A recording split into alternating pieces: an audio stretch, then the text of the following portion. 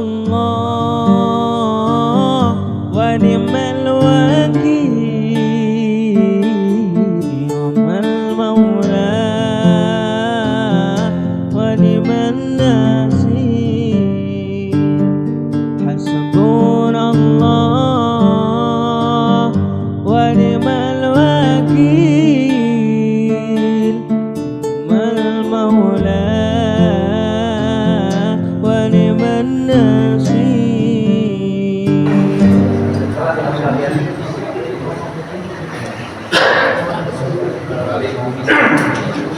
Assalamualaikum warahmatullahi wabarakatuh. Alhamdulillah rabbil alamin. Wassalatu wassalamu ala asyrafil anbiya'i wal mursalin wa ala alihi wa ashabihi ajma'in. Amma ba'du. Asyhadu an la ilaha illallah wahdahu la syarika lah. Asyhadu anna Muhammadan abduhu wa rasuluhu la nabiyya ba'dahu. Pertama-tama mari kita semuanya di kesempatan yang baik ini kita mengucapkan bersyukur kita kepada Allah Subhanahu wa taala. Semua karunia yang Allah berikan kepada kita. Satu di antara karunia itu adalah ketika Allah menjaga kita dari bala dan bencana. Di mana di waktu yang atau belum lama ini saudara-saudara kita di Sumatera Barat, Utara dan Aceh dilanda bencana yang sangat dahsyat. Efeknya jauh lebih besar ketimbang dengan tsunami 21 tahun yang lalu. Bedanya adalah tsunami yang dulu hanya sesingkat itu dan hanya melanda daerah-daerah di sekitar pantai, itu hari kedua.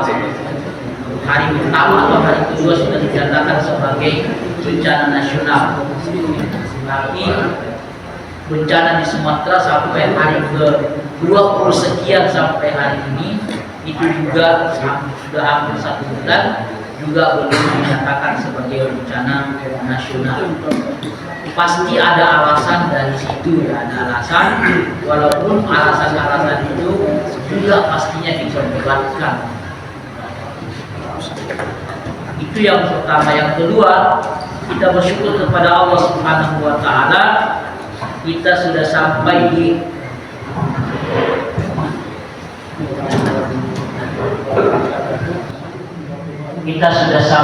penghujung tahun 2025, dan artinya bahwa sebentar lagi kita akan masuk di tahun 2026. Menyusul kita akan memasuki bulan Ramadan, persis 2 bulan kurang 1 hari dari hari ini. Hari ini kita sudah sampai di tanggal sudah masuk 2 Rajab. Dan bapak-bapak dan saudara sekalian yang belum sempat berdoa kemarin, doa yang disunahkan Rasulullah SAW, Allahumma barik lana fi Rajab wa Sya'ban wa balighna Ramadan. Boleh baca masing-masing. Ya Allah, berkahilah kami di bulan Rajab dan bulan Sya'ban, dan sampaikanlah umur kami di bulan Ramadan. Salawat dan salam terutama kepada junjungan kita Muhammad sallallahu alaihi wasallam serta keluarga, para sahabat dan para pengikut beliau hingga di akhir zaman nanti insyaallah. Hadirin bapak-bapak dan saudara-saudara yang saya cintai, hari ini sudah tanggal 20 Desember 2025. Sebentar lagi akan ada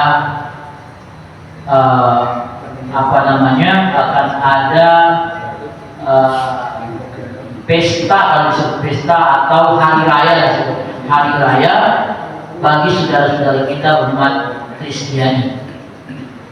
Dan satu catatan penting buat kita semuanya dan akan kita selalu mengulanginya adalah ini adalah urusan ibadah dan urusan ibadah itu tidak ada toleransinya. Maksudnya tidak bisa kita bercampur.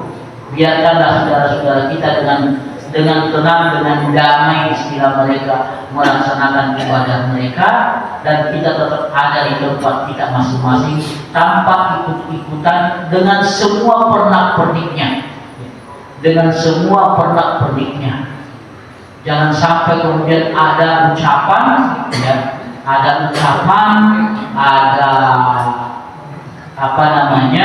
ada ikut-ikutan, karena pasti misalnya sekarang ini kalau bawa anak-anak ke mall biasanya disediakan topi merah putih, topi sinterklas dan seterusnya. Jangan sampai kita ikut-ikutan sampai ke hal-hal yang demikian, dan nanti akan disusul dengan tahun baru yang juga adalah bukan tahun baru Islam, dan itu juga adalah kemudian akan ada kembang api, ada petasan, ada macam-macam, walaupun alhamdulillah beberapa kepala daerah, beberapa wali kota, beberapa gubernur sudah menyatakan bahwa tidak boleh ada kembang api, karena salah satu alasannya adalah karena kita itu prihatin dengan apa yang menimpa saudara-saudara kita di Sumatera Barat, Utara, dan Aceh. Dan bukan hanya di sana, tetapi ternyata kemudian juga Lumajang juga, Sukabumi juga kena banjir, Sulawesi Selatan juga kena banjir, dan beberapa tempat yang lain yang terkena banjir.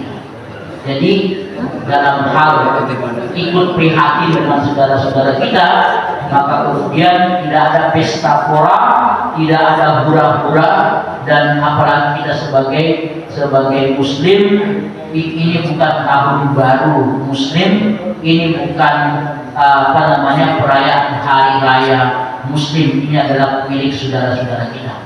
Memang tentu catatan yang paling berat di akhir tahun ini adalah pernyataan resmi dari Pak Menteri Agama, yang awalnya orang berharap sangat banyak kepada beliau, sangat santun, sangat sopan, sangat lemah lembut, sangat baik hati, tapi kemudian tiba-tiba muncul pernyataan resmi beliau yang akan mengadakan Natal bersama di kantor Kementerian Departemen Agama nanti di hari Natal nanti. Ini tentu catatan sangat masing-masing kita menilainya, tapi catatan sangat berat menurut saya, karena di saat kita sedang menghadapi musibah dan seterusnya, tiba-tiba kemudian kita dikejutkan dengan akan melakukan Natal bersama itu. Jangankan Natal bersama, Ketua MUI pertama Profesor Dr. Hamka sudah mengharamkan untuk sekedar mengucapkan selamat Natal saja itu diharamkan, dan apalagi kemudian kalau kita ingin ikut-ikutan bernatal bersama. Dan karena ini adalah ibadah, ini bukan urusan dunia semata, atau ini bukan duniawi, ini bukan muamalah, ini adalah ibadah. Jadi bapak-bapak dan saudara sekalian, tentu saya mau minta maaf dulu kalau misalnya di antara kita ada yang setuju atau tidak setuju, itu biasa saja. Pro kontra adalah hal yang biasa, tapi ya paling tidak ini adalah catatan, karena ini pertama kali, dan beliau sendiri mengaku bahwa ini adalah pertama kali akan diadakan Natal bersama di kantor Kementerian Agama. Ya, boleh prihatin, boleh sangat bersedih dan seterusnya. Baik, bapak-bapak dan saudara sekalian, kita lanjutkan kajian kita. Pada pertemuan kita di bulan lalu, kita sudah membahas atau menyelesaikan tema tentang zihar, di mana zihar itu adalah ketika seorang suami berkata kepada istrinya, punggungmu seperti punggung ibuku, atau misalnya menyamakan satu bagian anggota tubuh istri dengan satu bagian anggota tubuh ibu kandungnya. Itu yang disebut dengan zihar. Dan zihar itu adalah haram hukumnya, bukan haram, zihar itu adalah ketika dia sudah menyatakan itu, maka dia tidak boleh menggauli istrinya. Dia tidak boleh menggauli istrinya sampai dia membayar kafaratnya, dendanya. Denda pertama dan ini urutan, bukan pilihan. Yang pertama adalah membebaskan budak jika sudah tidak punya budak lagi. Yang kedua adalah berpuasa 2 bulan berturut-turut. Setelah selesai 2 bulan berturut-turut, 60 hari misalnya, maka baru dia boleh menyetubuhi istrinya. Selama dia belum lunas utangnya, dalam perjalanan 2 bulan itu dia tidak boleh menyentuh istrinya. Namanya tidak boleh bersetubuh atau menggauli istrinya selama 2 bulan masa dia puasa. Dan kalau dia tidak mampu, dia sudah menjalani puasa sampai 30 hari, sampai 35 hari, sampai 40 hari, mungkin sudah sampai 55 hari, tiba-tiba kemudian terkapar, dan kemudian diperiksa oleh dokter. Kata dokter, kalau dia melanjutkan puasa ke hari 56, dia bisa mati, maka dia berhenti sampai di situ. Lalu dia pindah ke kafarat berikutnya adalah memberi makan 60 fakir miskin. Kalau dia tidak punya uang, maka tetangga, teman-teman sejamaah, teman-teman semasjid, teman-teman kami boleh urunan membantu dia kalau dia tidak punya kemampuan untuk memberi makan 60 fakir miskin. Itulah mungkin tidak pernah kita lihat ada kasus di lapangan. Tetapi Islam, sekali lagi, Islam itu kemudian sudah mempersiapkan solusi jika sewaktu-waktu, ketika suatu saat nanti ada seorang suami yang mengeluarkan kalimat pendek itu, punggungmu seperti punggung ibuku misalnya, maka ada solusinya. Waktu itu kalau kita sudah menghitung, kalau misalnya kita umpamakan penduduk Islam Muslim Indonesia ada 200 juta, berarti merupakan lebih, ya anggaplah ada 100 juta pasangan Muslim. Mungkin kita belum pernah melihat, tapi jika ada terjadi satu saja di antaranya, maka ini solusinya. Itu kalau fisiknya, tapi kalau sifatnya boleh, tidak ada masalah. Engkau baik hati kayak baik hatinya ibuku. Senyumku seperti senyum ibuku misalnya, itu tidak masalah. Yang penting bukan fisiknya, tapi sifatnya. Itu yang kita bahas pada bulan yang lalu. Jadi dia tidak boleh membayar, dia tidak boleh menyetubuhi istrinya sebelum dia membayar kafaratnya atau dendanya atau hukumannya. Berapa tahun? Masalah dia berapa tahun? Dan ketika denda ini tidak diakumulatif, tidak dilipat gandakan. Misalnya dia baru bisa bayar tahun depan, ya tahun depan tetap ada 2 bulan berturut-turut. Tetap ada memberi 60 fakir miskin hanya gitu ya. Tetap ada membebaskan budak seandainya masih ada perbudakan. Jadi tidak diakumulasi, tidak dilipat gandakan jika dia telah membayarnya. Tetapi dia akan tetap jadi utang dan dia tidak boleh menggauli istrinya sampai dia membayar kafarat itu. Itu tentang zihar yang kita sudah selesaikan pada pertemuan kita yang lalu.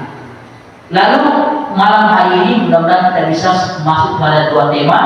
Tema pertama adalah fasakh dan tema kedua adalah li'an. Kalau sempat kita li'an sampai waktu kita. Bapak-bapak dan saudara sekalian, fasakh itu adalah ya semirip-mirip talak juga, tapi bukan bahasa talak atau bukan karena sang suami mentalak istrinya, tapi fasakh itu adalah membatalkan hubungan akad nikah secara serta-merta. Jadi tidak ada proses panjang, bahkan tidak menunggu proses pengadilan. Itu namanya fasakh. Ada beberapa contoh, misalnya contoh tentang itu. Misalnya setelah akad nikah dilangsungkan, ternyata istrinya adalah saudara satu susuan. Baru ada saksi, misalnya dia undang masyarakat, ada seorang ibu yang datang, kamu kan saya pernah susui misalnya, kamu kan saudara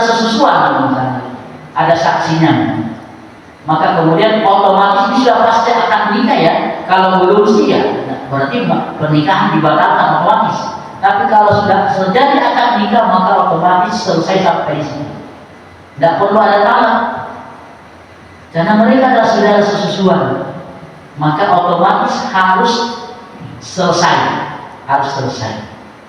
Atau ternyata misalnya mereka adalah saudara, tapi lama tidak pernah ketemu, tahun-tahun ataupun belasan tahun tidak pernah ketemu, kemudian tiba-tiba mereka menjalin hubungan, tiba-tiba mereka nikah tanpa tahu siapa ini. Ya, mungkin misalnya ini contoh aja, misalnya yang korban banjir di Sumatera kemarin, misalnya terhamil jauh, mungkin puluhan kilo, ratusan kilo, dipungut anak itu di sana misalnya. Ya. Lalu kemudian yang satu tinggal masih ada di kampung, yang satu hamil jauh. Tiba-tiba suatu waktu nanti belasan tahun kemudian mereka ada hubungan dan kemudian mereka melakukan pernikahan. Lalu kemudian ditemukan ternyata mereka adalah saudara, misalnya begitu. Ya. Itu contoh saya yang sebenarnya pasah. Jadi membatalkan pernikahan secara otomatis.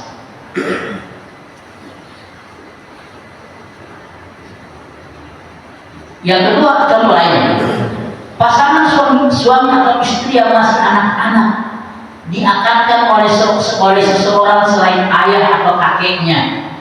Jadi anak-anak belum balik ya, belum balik. Maka kalau kita undang-undang pernikahan di Indonesia kan tidak ada ya, tidak akan ada kejadian ini selama dia ada di Indonesia, karena tidak ada lagi pernikahan. Tidak ada lagi pernikahan dini, tidak ada lagi pernikahan anak kecil. Tapi ini seandainya ada terjadi. Pasangan suami atau istri yang masih anak-anak diakadkan oleh seseorang selain ayah atau kakeknya. Setelah mereka dewasa, mereka berhak untuk meneruskan ikatan perkawinan ataupun akdinya. Jadi pilihan ini disebut dengan sebagai khiyar balik. Jadi ketika nanti sudah dewasa, sudah balik, maka mereka boleh memilih apakah mau melanjutkan perkawinan ini atau diakhiri sampai di situ. Jadi mereka bebas memilih setelah balik, karena mereka dulu anak-anak belum ngerti apa-apa, tiba-tiba kemudian dinikahkan. Nah setelah balik nanti mereka boleh memilih mau lanjut atau mau diakhiri sampai di sini. Nah, itu contoh yang kedua. Contoh pasal yang disebutkan ada sesuatu yang menyebabkan tak terganggunya ikatan perkawinan. Tadi masalah, misalnya yang pertama adalah ketahuan ternyata saudara sesusuan, ketahuan ternyata misalnya tadi masih anak-anak dan seterusnya. Nah, ada yang lain adalah jika salah seorang dari suami atau istri keluar dari agama Islam dan tidak mau kembali pada Islam. Jadi awalnya mereka nikah sama-sama muslim, ya, sama-sama muslim, dan ini banyak terjadi, tapi sayangnya kejadian ini kemudian ya lanjut, karena salah satu misi dari misionaris adalah menikahi gadis-gadis muslim, lalu setelah punya anak, lalu dia keluar dari agamanya, keluar dari Islam, kembali ke agamanya, lalu dia memberikan pilihan kepada istrinya, kau mau ikut saya apa tidak? Ya, kau ikut saya, kita tetap lanjut, kalau tidak mau, berarti kita cerai.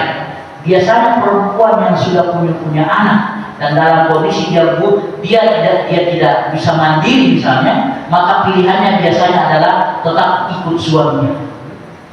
Dia akan ikut suaminya, dan bahkan dia walaupun mungkin dia tetap pada agamanya, pada Islamnya, tapi kemudian jika itu terjadi, karena kita sudah, kalau masih ingat kajian kita tentang pernikahan beda agama itu, kan tidak boleh seorang non muslim menikahi seorang muslimah, ya. Tidak boleh seorang muslim non muslim menikahi seorang muslimah. Itu tidak sah dari awal, kalau dari awal. Tapi ini kan di pertengahan jalan, dan saya punya teman yang ketika dulu mau menikah, istrinya orang Sunda, suaminya orang Sulawesi. Ketika dulu mau menikah, sang suami yang tadinya non muslim itu masuk Islam, menikah dengan istrinya yang sekarang. Lalu beberapa tahun kemudian dia kembali ke agamanya. Tapi ya waktu itu kan ya kita juga tidak, karena saya juga baru ketemu di apa namanya di kemudian hari. Lalu kemudian ketika anaknya sudah besar, anaknya sudah kelas 3 SMA waktu itu, dia bilang kepada bapaknya tidak juga apa namanya tidak juga benci kepada anak istrinya yang tetap Islam kan? Ya baik aja, mereka hidup tapi suaminya non muslim, istrinya muslimah. Anak kedua anaknya muslim semuanya, ikut ibunya. Karena dari awal suaminya masuk Islam. Lalu suatu ketika anaknya sudah kelas 3 SMA, ini kisah nyata. Dalam kelas 3 SMA, dia ngomong ke bapaknya, Pak, nanti kalau AA sudah besar, sudah punya uang, kami akan pergi umrah bersama mama dan adik 3, biar papa masuk neraka. Dia kasih begitu bapaknya. Ini bapak. Dia terhentak, dia tersentak hatinya. Beberapa waktu kemudian dia telepon saya. Saat kita ketemu lagi. Saya sampaikan ceritanya dalam Pak terima tawaran anaknya untuk kembali ke Islam. Akhirnya alhamdulillah sekarang kembali ke Islam lagi. Cuma yang jadi masalah adalah kehidupannya beberapa tahun itu adalah suaminya non muslim dan istrinya muslim dan anak-anaknya muslim. Harusnya dari awal itu langsung pisah. Ketika dia kembali ke agamanya, maka otomatis harus pisah. Tidak ada cerita lain. Yang boleh jadi cerita lain adalah kalau istrinya yang keluar Islam dan kembali misalnya ke agama Nasrani atau Yahudi. Kan ulama mengatakan bahwa ayat sendiri mengatakan bahwa boleh seorang muslim menikahi non muslim, tapi dah hanya dari 2 agama, yaitu ahlu kitab, yaitu Yahudi atau Nasrani. Walaupun ulama tetap berbeda pendapat, apakah masih ada ahlu kitab hari ini? Nah, terlepas dari perbedaan itu bahwa yang penting dia Yahudi atau Nasrani, maka sahlah pernikahan mereka. Tetap lanjut, andai ada seperti itu. Anggaplah misalnya Jamal Bidan dan Binti Kandau misalnya, ya kan walaupun cerai itu di akhirnya cerai. Baik, itu contoh ya. Yang kedua misalnya adalah jika suami yang sebelumnya kafir kemudian memeluk agama Islam, tetapi istri yang enggan memeluk agama Islam dan tetap menjadi muslim, maka akan menjadi fasakh, batal secara ini. Kalau musyrik ya, kalau istrinya bukan dari dua agama dan bukan dari kitab. Hal ini berbeda jika istri adalah seorang ahli kitab, kecuali kalau istrinya adalah ahli kitab, salah satu Yahudi dan Nasrani tadi. Dalam kasus seperti ini akad nikah tetap dianggap sah. Jadi suaminya muslim, istrinya non muslim, tapi non muslimnya dari 2 agama itu Yahudi dan Nasrani, maka dia tetap sah. Silakan berlanjut. Kalau tadi saya bilang dia maju dan nanti dia akan tahu. Nah, itulah yang disebut dengan fasakh. Jadi perceraian secara serta-merta tanpa ada proses. Ya tidak ada proses kemudian ke pengadilan, walaupun nanti ada contoh lain nanti yang dimana pengadilan yang kemudian ikut campur. Nah, tapi contoh-contoh yang tadi yang kita sampaikan tadi adalah itu tanpa proses, otomatis saudara sesusuan atau anak-anak kemudian pas sudah balik mereka boleh memilih satu di antaranya, atau jika salah seorang suami dan istri keluar dari agama Islam dan tidak mau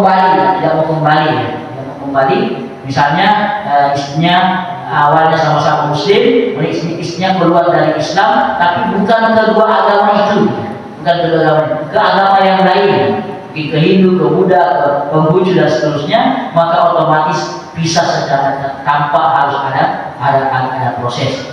Atau jika suami sebelumnya kafir kemudian memeluk agama Islam, tapi istri enggan memeluk agama Islam, tapi dari non ahlu kitab kan, kecuali kalau dia ahlu kitab, maka kemudian pernikahan mereka tetap dianggap sah.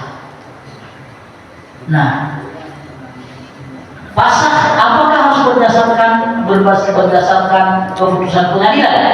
Jika penyebab pasar sudah jelas yang tadi saya sebutkan, maka pelaksanaan pasar tidak membutuhkan keputusan hakim. Ketahuan saudara sesuatu, tidak perlu ke hakim. Nah, cuma saya nggak tahu sekarang ya Pak. Misalnya ada begitu, paling kebutuhannya ke pengadilan adalah keterangan itu ya, keterangan bahwa ya terjadi pasar. Jadi mereka yang butuh keterangan karena kan akan menikah lagi kan gitu. Yang laki-laki mau menikah, ya perempuan mau menikah dengan orang lain pastinya. Maka karena sudah ada buku nikah yang mereka miliki, maka untuk membatalkan buku nikah ini, maka dia perlu keterangan. Karena undang-undang kita mengatakan seperti itu. Berarti dia hanya butuh keterangan saja dari hakim, dari pengadilan bahwa mereka bercerai secara pasrah, sehingga kemudian ya, bebas mau menikah lagi yang laki-laki maupun yang perempuan. Sebagai contoh dalam manakala pasangan suami istri diketahui memiliki pertalian saudara satu susuan misalnya tadi. Dalam kasus seperti ini secara otomatis akad yang terjadi di antara keduanya harus dipasang dengan kemauan sendiri. Jadi tidak perlu dipaksa atau kemudian lewat pengadilan. Mereka ke pengadilan hanya butuh keterangan itu atau surat namanya, surat keterangan cerai itu. Mereka hanya butuh itu. Karena mereka akan menikah lagi dengan orang lain. Seandainya tidak misalnya, duanya tidak lagi mau menikah misalnya, ketahuannya bahwa mereka setelah kakek nenek kakek nenek 50 tahun bersama, tiba-tiba kemudian muncul suara satu mengatakan kalian dulu pernah menyusu dengan saya, kalian dulu sesuatu misalnya, maka otomatis bisa. Cuma nggak umur sudah 60 tahun misalnya, kalau kecuali kalau masih mau menikah ya dia butuh keterangan dari pengadilan. Kalau sudah tidak mau menikah ya sudah lepas begitu saja, selesai begitu saja tanpa harus ada proses pengadilan.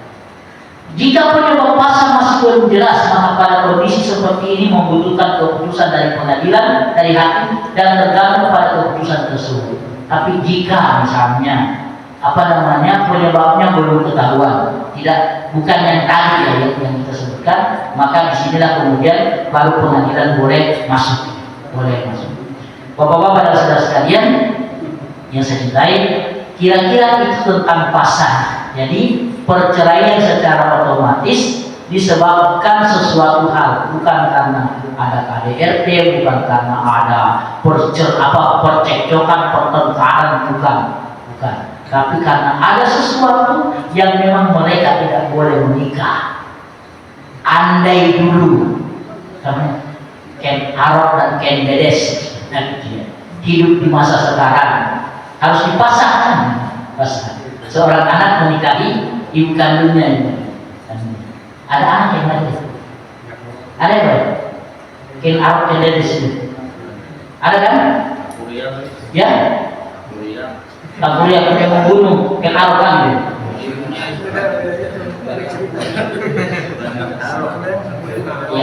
Ya saya ini aja bahwa Ken Arok sebagai anak menikahi. Bukan Pak. Ya. Ken Arok Ken Dedes sudah berbeda. Oh benar. Ken Arok Ken Dedes itu anaknya nanti Maisa itu nanti turunan Simosari kok. Dicabut itu. Beda. Baik. Oh iya, sorry. Ini diralat ya. Baik, kita lanjut. Itu contoh saja tadi. Jadi misalnya terjadi begitu, ya, ada anak yang menikahi ibunya dan seterusnya, atau yang pernah terjadi adalah ayah menikahi anaknya, ya. Ada ya, ayah menikahi anaknya. Ada ayah yang menikahi anaknya, dan juga pernah terjadi adalah saudara kandung. Mereka tahu bahwa mereka saudara kandung, tapi sudah hidup bersama lama, kemudian tiba-tiba setelah dewasa muncul bibit-bibit saling mencintai, dan akhirnya kemudian mereka menikah dan punya anak. Ya, nah kejadian seperti ini inilah disinilah pasar. Tapi sayangnya ya kita biasanya baru tahu ketika sudah kejadian sudah. Ada yang baik bapak-bapak dan saudara sekalian, ada waktu kita sedikit. Saya ingin masuk pada li'an. Sebenarnya li'an ini kita sudah pernah membahasnya secara secara cepat. Li'an adalah berasal dari kata al-la'an, melaknat, saling melaknat. Hal ini karena suami istri yang melakukan mula'an atau saling melaknat pada sumpah yang kelima kalinya mengatakan bahwa laknat Allah atasnya jika dia termasuk orang-orang yang berdusta. Jadi ini ketika li'an terjadi, saling melaknat terjadi, maka otomatis perceraian itu tanpa harus berpanjang lebar. Kalau mereka sudah saling melaknat antar suami istri. Sebagian ulama ada yang berpendapat bahwa li'an bertujuan untuk menjauhkan suami istri yang saling melaknat.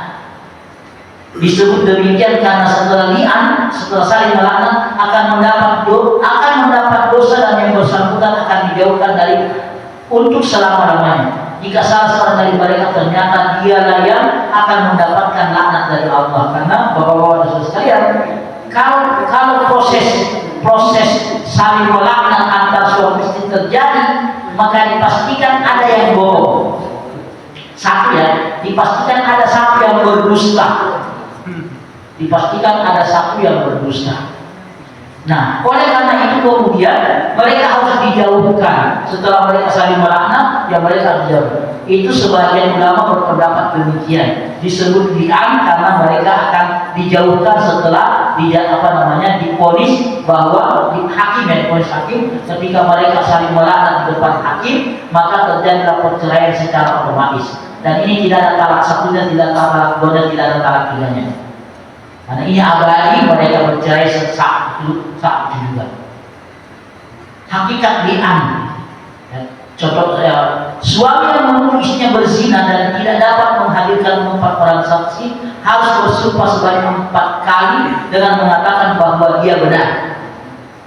Untuk yang kelima kalinya dia bersumpah bahwasanya dia berhak mendapatkan laknat dari Allah jika yang dituduhkannya tidak sesuai dengan kenyataan. Saya sudah pernah kasih gambaran, misalnya sang suami datang ke rumah, di teras ada sepatu laki-laki dan bukan sepatu istrinya, bukan sepatu suaminya, atau ada sendal laki-laki.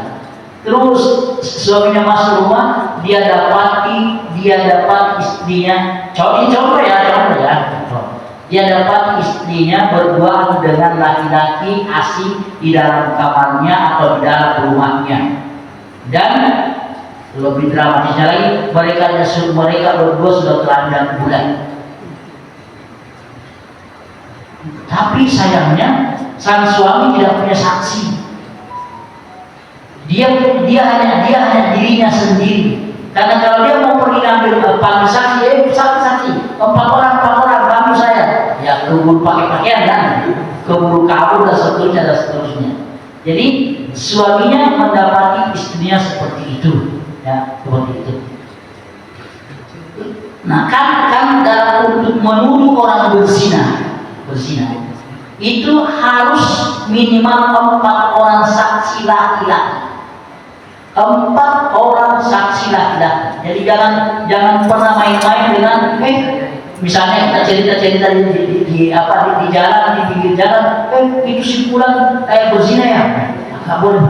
Kecuali kalau bapak punya saksi 4 orang laki-laki dan keempat-empatnya 5 dengan bapak, 5 dengan orang itu, kelima-limanya melihat seperti tinta keluar masuk di botol tinta, seperti pena keluar masuk di botol tinta. Baru kita boleh ngomong bahwa si fulan berzina atau istrinya berzina. Kalau baru masih telanjang bulan, masih apa dan seterusnya, belum bisa. Pak, begitu Islam menjaga, ya, begitu Islam menjaga, harus 4 orang saksi. Gimana 4 orang saksi? Keburu kabur lah mereka kalau baru mau panggil orang kan, panggil tenang 4 orang, lihat itu. Dan misalnya bapak videoin, misalnya saya bilang, Pak, rekaman tidak bisa jadi barang bukti di pengadilan. Rekaman, karena kan bisa direkayasa kan, seterusnya kan, ya. Kan sekarang pakai apa? Meta AI dan seterusnya itu kan. Yang ceramah siapa, suaranya siapa, kemudian ternyata dan seterusnya. Kira-kira begitu. Jadi tidak bisa pakai kamera hanya hasil foto atau direkam, video indasnya. Itu tidak bisa jadi barang bukti. Hanya jadi petunjuk saja, tapi tidak bisa jadi barang bukti. Ya. Itu kira-kira begitu. Nah, karena kemudian tidak punya 4 orang saksi. Lalu tapi suaminya yakin bahwa istrinya sudah melakukan itu, maka kemudian diadukanlah ke pengadilan. Nanti di depan pengadilan, lalu kemudian sang suami berkata bahwa sungguh apa yang telah dilihatnya itu benar, diulangi 4 kali. Lalu kemudian yang kelima kali dia mengatakan laknat Allah atasnya jika apa yang dituduhkan kepada istrinya itu tidak benar. Selesai, urusan suami sudah selesai. Istri menangis. Karena kalau dia tidak tangkis, dia akan dirajam, kan gitu ya. Kalau dia tidak tangkis, dia menerima misalnya. Berarti perzinahan ada dan dia akan dirajam. Nah, untuk menangkis serangan suami, dia harus mengatakan hal yang sama. Demi Allah bahwa apa yang ditujukan semuanya itu adalah suami adalah dusta. Diulangi 4 kali. Lalu yang kelima mengatakan murka Allah atasnya, bukan laknat Allah atasnya. Kalau suami mengatakan laknat Allah atasnya, tapi kalau istri mengatakan murka Allah atasnya di atas istrinya. Kalau apa yang ditujukan suaminya itu benar, berarti hakim bingung dari siapa yang benar kalau begitu. Suami sudah mengatakan ini, istri sudah menangis dengan tangisan yang pas sama, tidak ada ke kanan, tidak ada ke kiri, tetap di tengah-tengah. Hakim tidak bisa mengambil keputusan kecuali kemudian mereka otomatis cerai. Jadi sang istri tidak dirajam, tapi kemudian otomatis mereka jatuh cerai. Namanya cerainya cerai li'an, bukan lagi talak 3. Masih ingat talak 3 itu masih ada jalan kembali. Setelah istrinya dinikahi orang lain, kemudian diceraikan, sang suami pertama boleh datang lagi melamar akan nikah lagi, mahar lagi dan seterusnya. Ada jalan kalau talak 3. Tapi kalau lihat selama-lamanya, abadi sampai kiamat, tidak akan boleh lagi mereka bertemu atau untuk menjadi suami istri lagi. Tidak ada jalan, tertutup jalannya abadi. Kenapa? Karena mereka sudah saling melaknat dari awal. Nah, jika suami menuduh istrinya berzina tetapi istri tidak mengakuinya dan suami tidak mau menarik tuduhannya, maka Allah Subhanahu wa taala memperbolehkan mereka melakukan li'an itu.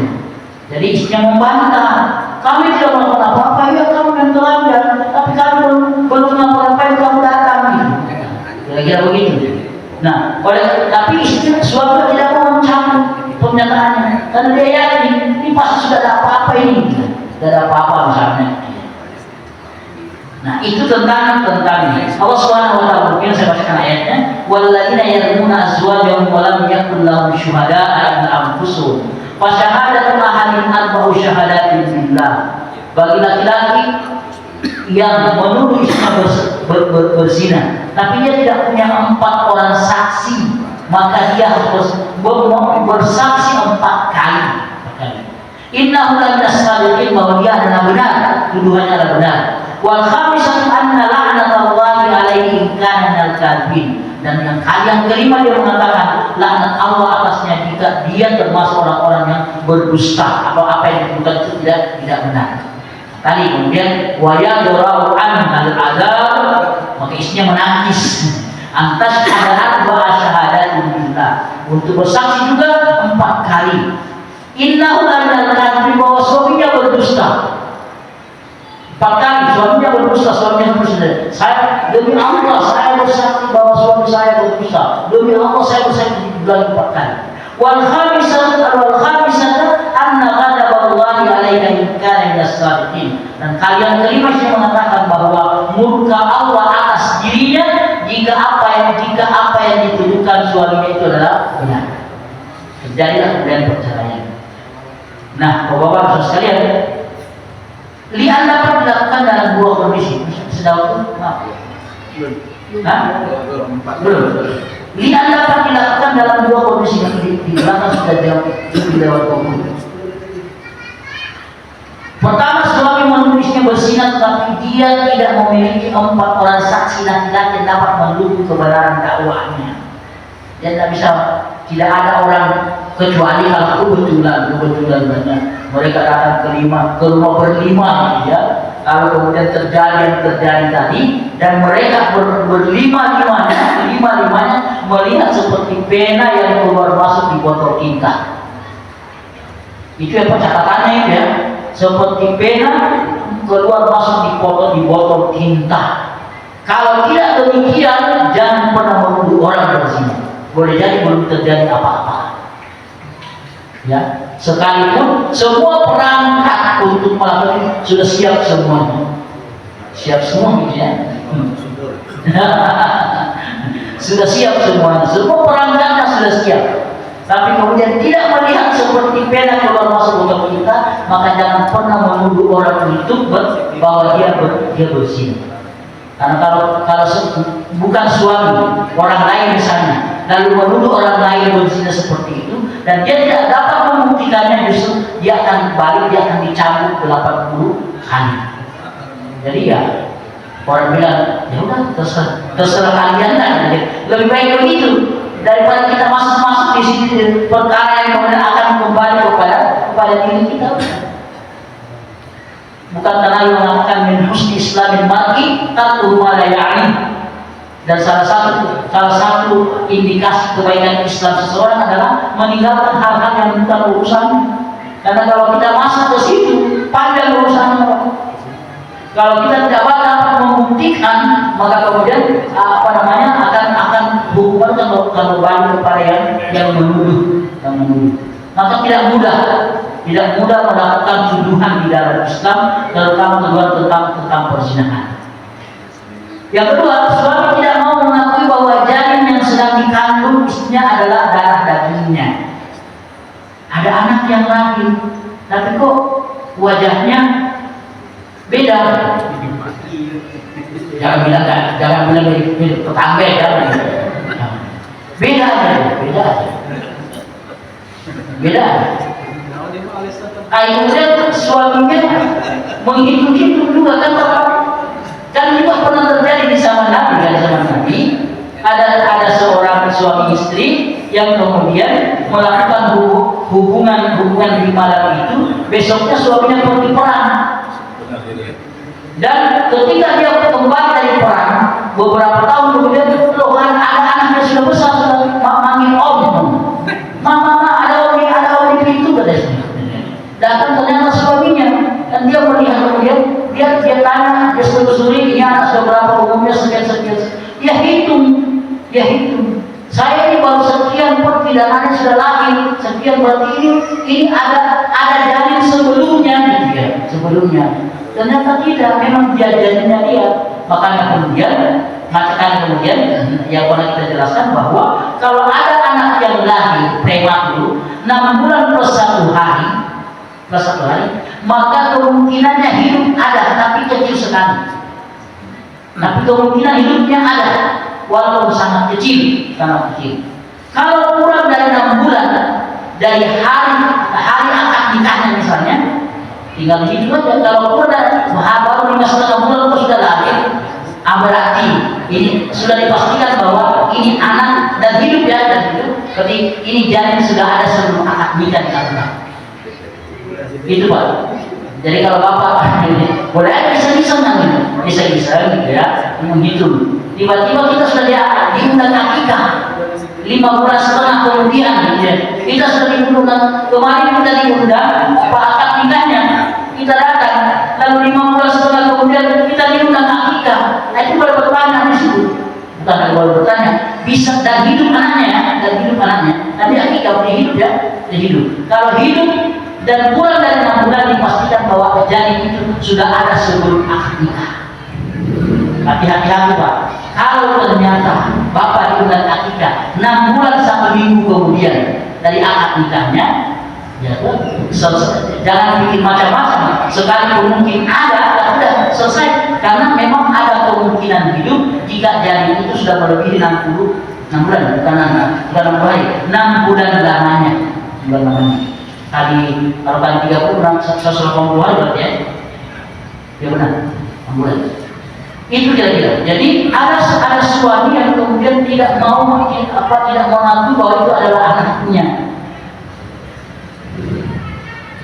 Sedangkan harusnya adalah darah itu bukan darah dagingnya. Nah, keadaan pertama dapat dibenarkan jika ada laki-laki yang pernah berzina dengan istrinya, umpamanya suami melihat laki-laki tersebut sedang berzina bersama istrinya atau istri mengakui berbuat zina dan seterusnya. Lalu dan suami yakin akan kebenaran pengakuannya tersebut. Dalam kondisi seperti ini, dia mesti ditalak dan tidak perlu mengadakan mula'anah. Kalau ada pengakuan, ya, tiba-tiba hamil, ternyata hamilnya, dan dia setelah itu kemudian setelah mendapatkan istrinya tadi dengan laki-laki lain, lalu kemudian beberapa waktu kemudian dia ketahui istrinya hamil, lalu suaminya menghitung-hitung, kayaknya itu bukan punya saya deh, bukan punya saya, berarti punya laki-laki yang itu dulunya, yang tadi itu sama. Maka kemudian istrinya mengakui memang dia melakukan, maka ya otomatis talak aja, selesai. Tidak perlu mula'anah, tidak perlu saling mula'anah, karena ada pengakuan. Jika laki-laki yang melakukan zina dengan istrinya sudah dapat diketahui secara pasti, maka suami tidak perlu lagi menuduh istrinya berzina. Tidak perlu lagi, karena ada laki-laki yang sudah ketahuan, kemudian istrinya sudah melakukan atau melakukan pengakuan, maka selesai. Tidak perlu mula'anah, karena mula'anah adalah tingkat tinggi. Kalau dia hanya menceraikan misalnya, maka ya talak satu. Ya kalau dia mau balik, ya masih ada kesempatan dan seterusnya. Hakim yang memutuskan li'an. Pada saat terjadi li'an harus ada seorang yang mengambil keputusan akhir atau hakim. Ya, tidak harus hakim pengadilan ya, kan tidak semuanya harus ke pengadilan. Tapi ada orang yang menengahi mereka menjadi hakim. Di antara mereka misalnya tidak bisa mengakses pengadilan atau mungkin malu kalau ke pengadilan.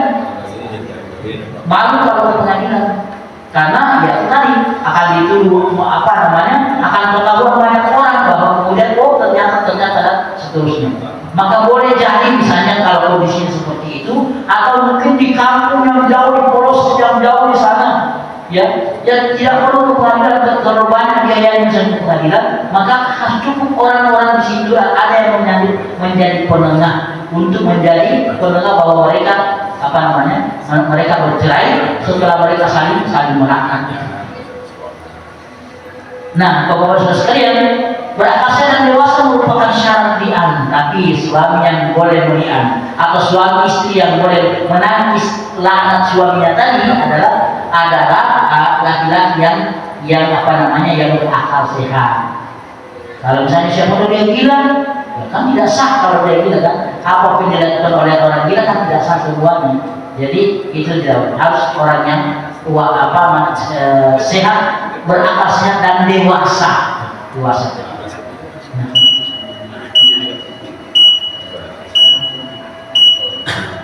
Ya, ada beberapa hal yang mungkin harus kita lanjutkan nanti pada pertemuan karena masih penduduknya, karena tentang li'an ini masih beberapa poin lagi yang kita berikan, tetapi intinya tadi adalah perceraian secara li'an itu kemudian terjadi ketika suami istri saling melaknat karena suami menuduh istrinya berzina, tapi kemudian dia tidak punya 4 orang saksi yang melihat seperti pena keluar masuk di botol tinta, lalu kemudian setelah bersaksi 5 kali di depan hakim, lalu istrinya menangisnya dengan melakukan hal yang sama, maka tidak ada cara lain kecuali mereka bercerai secara otomatis. Dan perceraian mereka adalah abadi. Itu kira-kira intinya tentang li'an itu. Dia masuk dalam kategori talak bain kubro, itu yang paling kubro. Baik bapak-bapak dan sekalian, waktu Isya sudah masuk. Subhanallah bihamdik. Sudah tadi dalam anta. Assalamualaikum warahmatullahi wabarakatuh. Waalaikumsalam.